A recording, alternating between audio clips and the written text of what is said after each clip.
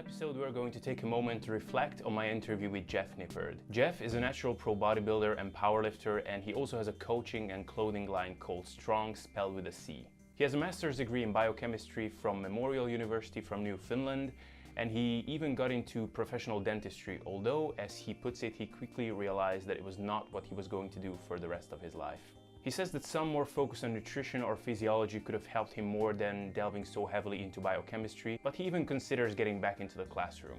His advice to people who want to do what he does is to study something that you're genuinely interested in and to get your feet wet then with something like nutrition, kinesiology, or physiology. He started lifting at the age of 15, first as a means of developing some more lower body strength for basketball, which was his sport at the time. He does admit that he has good genetics for bodybuilding, which may have helped him coping with the fact that he had to prep through his 19th birthday, even though that's the legal drinking age in Canada. I was trying to pick his brain to get a handle on how he operates and what his life philosophies are. After all, he exploded the world of YouTube in fitness with his roundtable debates, which he organizes with experts. I was always impressed with the maturity and confidence he handles the presence of all those people, and I was curious where all that comes from. From what I gathered during those 45 minutes, which is obviously not too long to form a sound opinion, is he doesn't really overanalyze things. He just does things intuitively. He doesn't need a lot of extra effort to get himself into the right mindset. He doesn't need to pump himself up every day. He just gets up, eats some protein, and then gets into productivity mode. Although he did mention that he does value meditation, so maybe that's the secret? Who knows? Meditate at least, semi-frequently. Meditation is a good way to really clear your head and focus your attention on what it is that you actually need to do.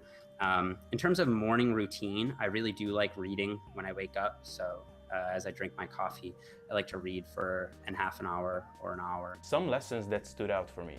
1, for natural lifters, it's critical to find enjoyment in the process and to not just lift for the visual changes. In terms of laying down new muscle tissue, I'm probably getting close to the limit, but I don't let that deter me. I kind of try to forget about that. I'm gonna train to the best of my ability and develop a plan in spite of the fact that I may be nearing my genetic ceiling, if that exists. I'm not sure that there is necessarily a limit to what you can achieve, but it might just be like an asymptote, like it kind of just levels off as you get deeper and deeper into your training career. If it's something that you genuinely enjoy, then I find that motivation tends to be a little bit more intrinsic.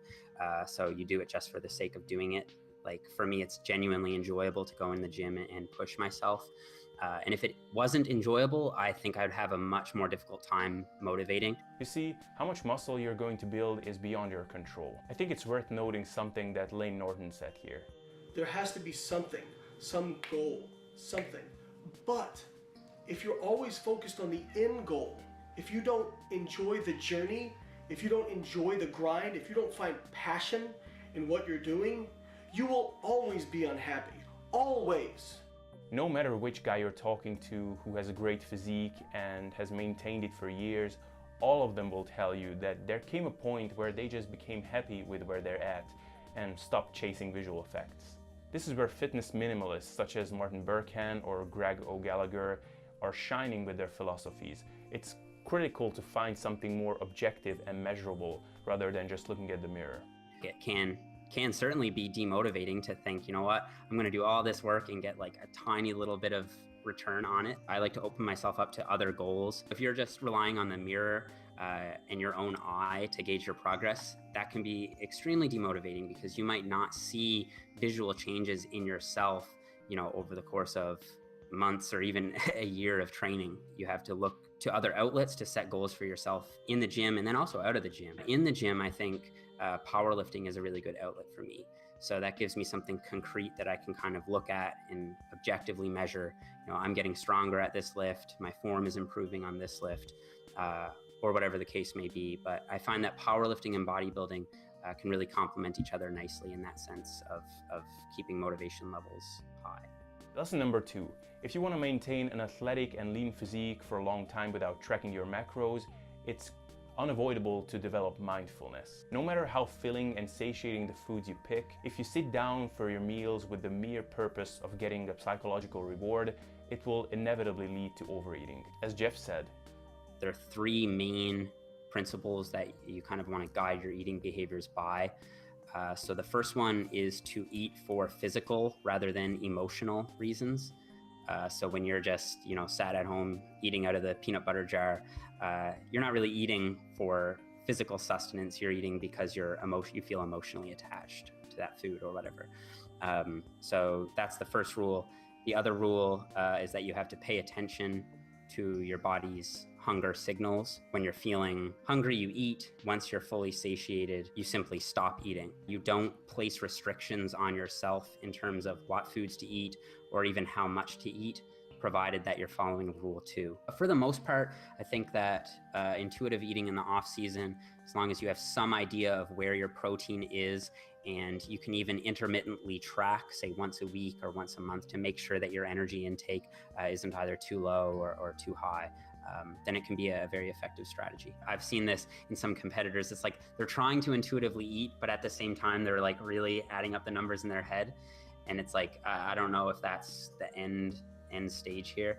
What I do instead is I let the food choices kind of be the guide here. So I tend to stick to foods that have historically allowed me to hit my macros, if that makes sense. So like a focus on, say, vegetables, fruits, high fiber, grains, lean protein sources, your stereotypical kind of like healthful foods. Some people are more psychologically prone to either overeat or undereat if they're given an intuitive eating protocol, and simply would just do better to continue tracking. What I would add to that is eating for physiological rather than psychological reasons will become possible as soon as you find other more engaging things to fill your day other than just your food. This is where finding purpose, goals, and things that drive you come into play. Also worth noting the psychological concept called flow, which fellow Hungarian Mihály Csikszentmihalyi, even difficult for me to pronounce, have introduced in his book Flow, The Psychology of Optimal Experience. During the times of deep, engaging work, we get into a state of flow, where we just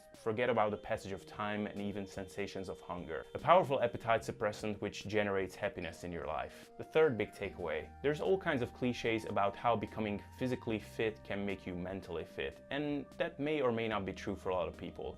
You may have the discipline to get into your gym every day, but you may be all over the place in other areas of your life. However, there's one thing that being a lifter who persists over many years certainly teaches you, and that is the idea of delayed gratification.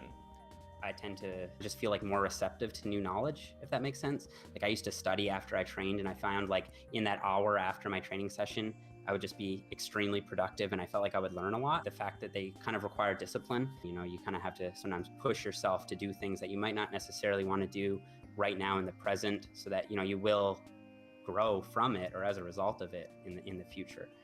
So I think that they do.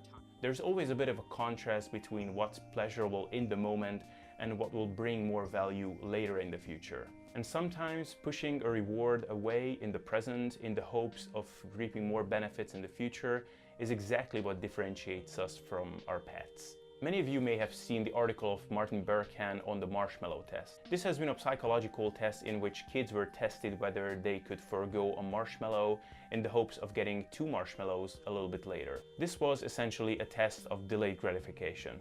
Martin Berkhan have approached this study more from the standpoint of not overthinking your diet and exercise and not falling short of the common fitness disease fuck-arounditis.